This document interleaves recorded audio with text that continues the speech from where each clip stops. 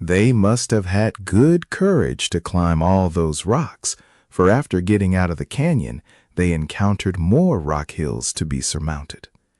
Toto could jump from one rock to another quite easily, but the others had to creep and climb with care, so that after a whole day of such work, Dorothy and Ojo found themselves very tired. As they gazed upward at the great mass of tumbled rocks that covered the steep incline, Dorothy gave a little groan and said, "That's going to be a terrible hard climb, Scarecrow. I wish we could find the dark well without so much trouble." "Suppose," said Ojo, "you wait here and let me do the climbing, for it's on my account we're searching for the dark well. Then, if I don't find anything, I'll come back and join you." "No," replied the little girl, shaking her head positively. "We'll all go together, for that way we can help each other. If you went alone, something might happen to you, Ojo." So they began to climb and found it indeed difficult for a way. But presently, in creeping over the big crags, they found a path at their feet, which wound in and out among the masses of rock, and was quite smooth and easy to walk upon. As the path gradually ascended the mountain, although in a roundabout way, they decided to follow it. "This must be the road to the country of the Hoppers," said the Scarecrow. "Who are the Hoppers?" asked Dorothy. "Some people Jack Pumpkinhead told me about," he replied. "I didn't hear him," replied the girl. "No, you were asleep," explained the Scarecrow. "But he told Scraps and I that the Hoppers and the Horners live on this mountain."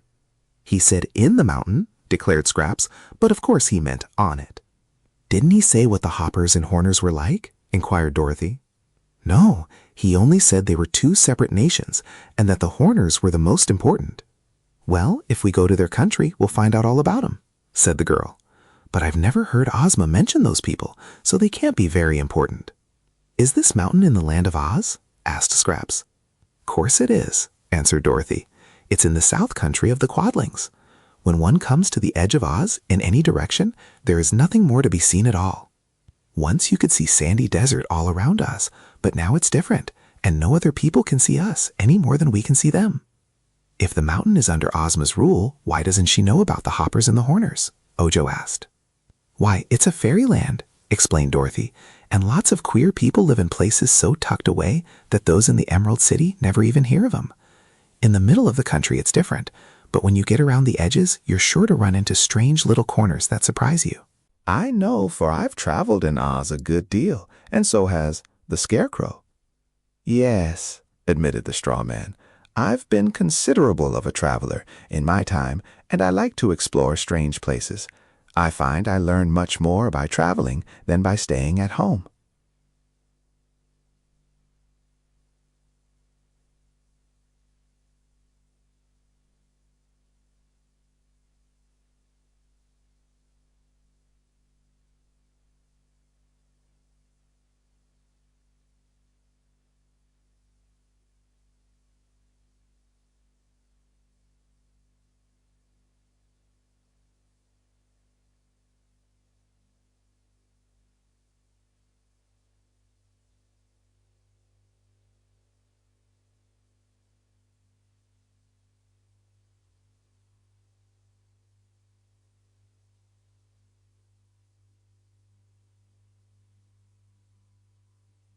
To her surprise, it slowly swung backward and showed behind it a dark hole that looked like the mouth of a tunnel. "Why, here's where the path goes to," she exclaimed. "So it is," answered the Scarecrow. "But the question is, do we want to go where the path does?" "It's underground, right inside the mountain," said Ojo, peering into the dark hole. "Perhaps there's a well there, and if there is, it's sure to be a dark one." "Why, that's true enough," cried Dorothy with eagerness. "Let's go in, Scarecrow, 'cause if others have gone, we're pretty safe to go too." Toto looked in and barked, but he did not venture to enter until the Scarecrow had bravely gone first. Scraps followed closely after the straw man, and then Ojo and Dorothy timidly stepped inside the tunnel. As soon as all of them had passed the big rock, it slowly turned and filled up the opening again. But now they were no longer in the dark, for a soft, rosy light enabled them to see around them quite distinctly. It was only a passage, wide enough for two of them to walk abreast, with Toto in between them. And it had a high, arched roof. They could not see where the light which flooded the place so pleasantly came from, for there were no lamps anywhere visible. The passage ran straight for a little way, and then made a bend to the right, and another sharp turn to the left, after which it went straight again. But there were no side passages, so they could not lose their way. After proceeding some distance, Toto, who had gone on ahead, began to bark loudly. They ran around a bend to see what was the matter, and found a man sitting on the floor of the passage and leaning his back against the wall. He had probably been asleep before Toto's barks aroused him, for he was now rubbing his eyes and staring at the little dog with all his might. There was something about this man that Toto objected to, and when he slowly rose to his foot, they saw what it was. He had but one leg, set just below the middle of his round, fat body. But it was a stout leg, and had a broad, flat foot at the bottom of it, on which the man seemed to stand very well. He had never had but this one leg, which looked something like a pedestal, and when Toto ran up and made a grab at the man's ankle, he hopped first one way and then another, in a very active manner, looking so frightened that Scraps laughed aloud. Toto was usually a well-behaved dog, but this time he was angry and snapped at the man's leg again and again. This filled the poor fellow with fear, and in hopping out of Toto's reach, he suddenly lost his balance and tumbled heel over head upon the floor. When he sat up, he kicked Toto on the nose and made the dog howl angrily, but Dorothy now ran forward and caught Toto's collar, holding him back. "Do you surrender?" she asked the man. "Who? Me?" asked the hopper. "Yes, you," said the little girl. "Am I captured?" he inquired. "Of course, my dog has captured you," she said. "Well," replied the man, "if I'm captured, I must surrender, for it's the proper thing to do. I like to do everything proper, for it saves one a lot of trouble." "It does indeed," said Dorothy. "Please tell us who you are." "I'm Hiphopper, Hiphopper champion." "Champion what?" she asked in surprise. "Champion wrestler. I'm a very strong man, and that ferocious animal which you are so kindly holding is the first living thing that has ever conquered me." "And you are a hopper?"